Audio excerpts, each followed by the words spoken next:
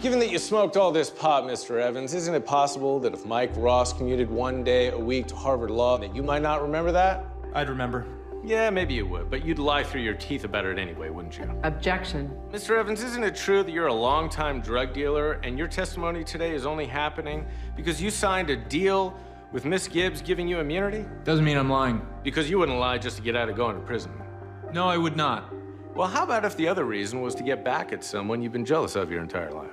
I've never been jealous of Mike Ross in my entire life. And I just caught you in a lie. Objection, Your Honor. Mr. Evans, my next move is going to be to call Jenny Griffith to the stand. And she's going to testify that you lied to her for years about dealing. And when she found out about it, she left you for Mike Ross. Objection, badgering. She's also going to say that you were jealous of his mind your entire life. And when you found out that she left you for him, you were as jealous as a human being can be. Now, is that true or not? Your Honor. Let me rephrase. Is Miss Griffith going to be perjuring herself, or are you? Yeah, I was jealous of him.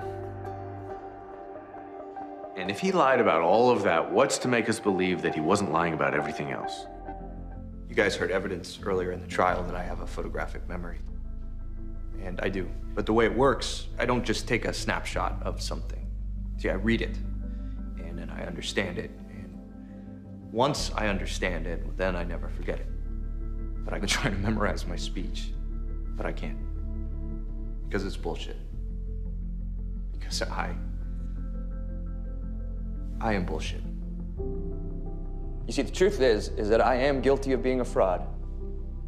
My whole life I have wanted to be a lawyer so that I could help people like Clifford Danner, people who have no one else to fight for them, no one who believes in them. But instead, all I've done as a lawyer is work night and day to put money into the hands of rich people. I was given a gift and I wasted it, and I'm ashamed of myself. And as a final insult, I paraded this mourning woman out in front of you just as a way to get you to admire me.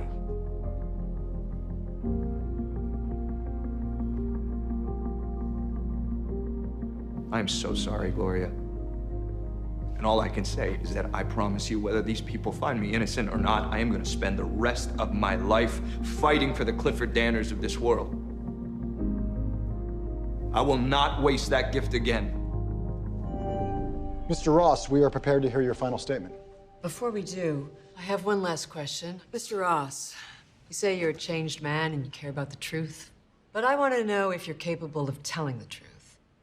So I'm going to ask you a question, and I suggest that you consider your answer very carefully, because as far as I'm concerned, your answer will determine whether or not you become a lawyer.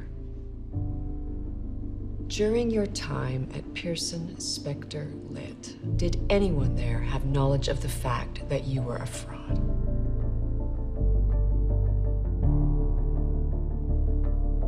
Mr. Ross, did anyone else know? I knew. And if you're looking for a scalp, you can have mine. But I was under the impression that this hearing was not about my old firm, but whether or not Mr. Ross should be a lawyer. I say he should. It doesn't matter what you say. He's already had someone testify for him. I'm not here to talk about him. I'm here to talk about someone else. Someone else has nothing to do with I'd like this. to hear this. 15 years ago, a young woman was arrested for illegally obtaining prescription drugs. Turns out she had chronic pain and didn't want to drop out of med school, possibly never to return. So she stole a couple of prescription pads from the hospital where she was interning. A crime with a mandatory sentence of 7 years. But instead of throwing the book at her, the prosecuting attorney showed mercy. Had the charges knocked down to a misdemeanor, recommended probation, and sealed the records. That's a touching story, but I don't see what a random attorney has to do with these proceedings. She's not talking about a random attorney. She's talking about me. Just because I showed compassion once doesn't mean he deserves it now. Maybe he doesn't. But that young woman is now an ER doctor. She saves lives.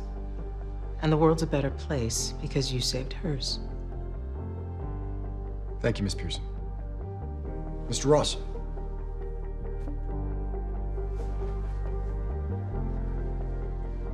I don't think I can add anything to that. I've made my case. I leave the choice to you. Then this hearing has concluded. We will deliberate and let you know our decision by day's end. Thank you. The plaintiff would like to call Miss Donna Paulson to the stand.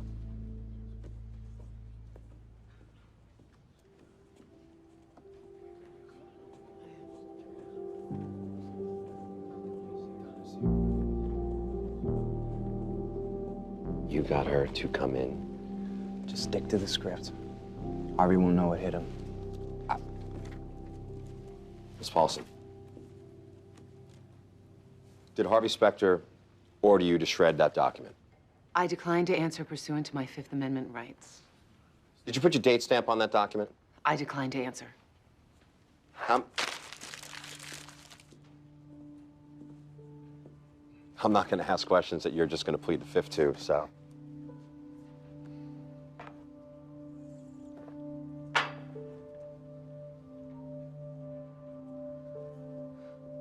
Had Harvey Specter asked you to bury something 5 years ago, would you? He wouldn't ask me to do that. That's not what I asked. If he did, would you do it? Oh, see, you're pausing, which means you're hiding something. No, I'm not. See, I think you'd do anything for him, and I know why. Is there a question? Do you love Harvey Specter? What? Do you love him? That has nothing to do with... It has everything to do with why'd your last boyfriend break up with you? Miss Paulson, why'd he end it with you? He thought that I prioritized my work over our relationship. Your work. He asked you to choose between him and Harvey, didn't he? Yes. Who'd you choose?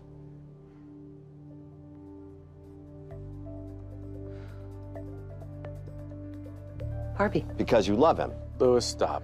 It is not that simple. Do you love him, yes or no? Answer the question. Louis. You're with him all the time, your work revolves around him, your life revolves around him. Objection. Badgering. You don't have a boyfriend, but the one you did wouldn't share you with Your him. Honor. Please, I just need a... Do you love Harvey Specter? Do you love Harvey Specter? That's enough! When the accident occurred, you were on your way to the medallion auction.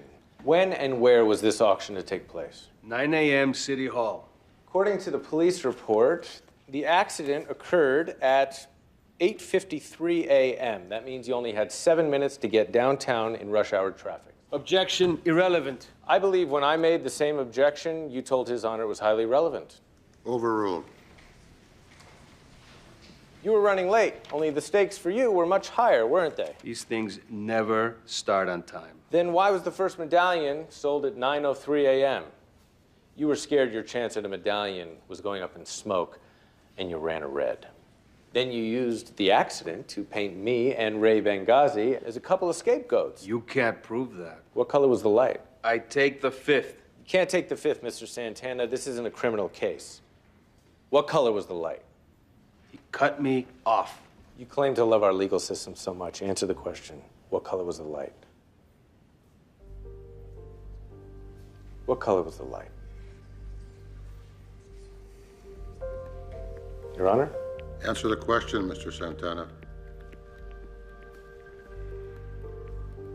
It just meant so much to me.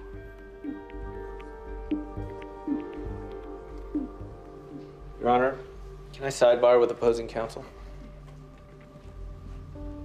We can roll the dice with the jury, but I'd rather settle. How much do I have to pay? Nothing. You take responsibility for the accident, and your insurance company makes Ray whole. In return... Until Harvey Specter made you COO overnight. Tell me, do you have any of the qualifications normally required for that position? I have been at the firm longer than anyone. I know how it works. Oh, so do I. By breaking the law and then rewarding the people that do. That's a lie. Well, then how did you get your promotion? Because there's only two ways I can think of when you're not qualified, and they're both pretty distasteful. Objection, that's inflammatory. Answer the question. I'll tell you how I got it. I asked for it. You asked for it? Well. You know, if that's all it takes, maybe I should ask Mr. Specter for a pony. Except I don't think that's all it takes. I think it takes destroying evidence, getting fake fired, and a little acting ability to pull it off. Your Honor, he's testifying. Yeah, well, then I'll wrap it up. Because if she was willing to destroy evidence in that case, she's willing to do it in this one. And that is why the memo referred to in that article no longer exists. Your Honor. I've heard enough. This case is moving forward, and I'm allowing that article to be admitted as evidence.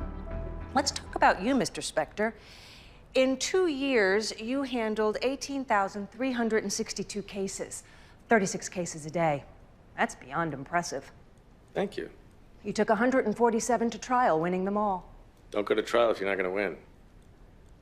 Why'd you leave? An attorney by the name of Jessica Pearson helped me get through law school, and she felt that I could use trial experience.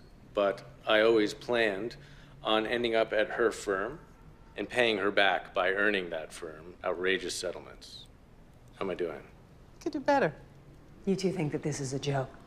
Argumentative. You're damn right it's argumentative. Because he knows that laws have been broken and he has an obligation to report it.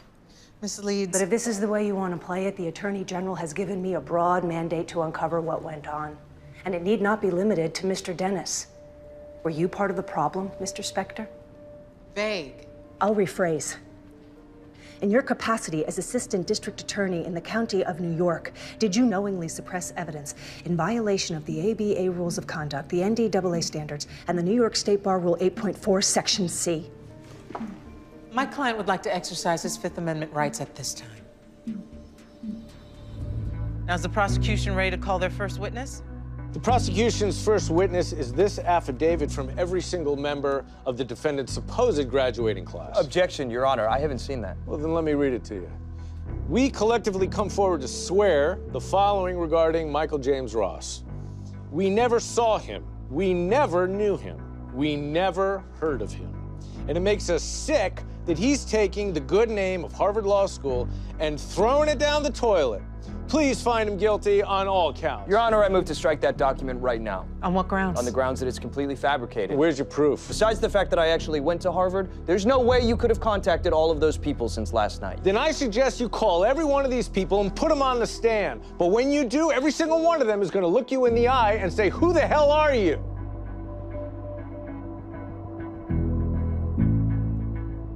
What? No snappy comeback? You can try to trick these people all you want, but the fact is, you didn't go to Harvard, and this proves it. Objection, he's testifying. What I'm doing is winning. All right, that's enough. I think this is a good time to take a break.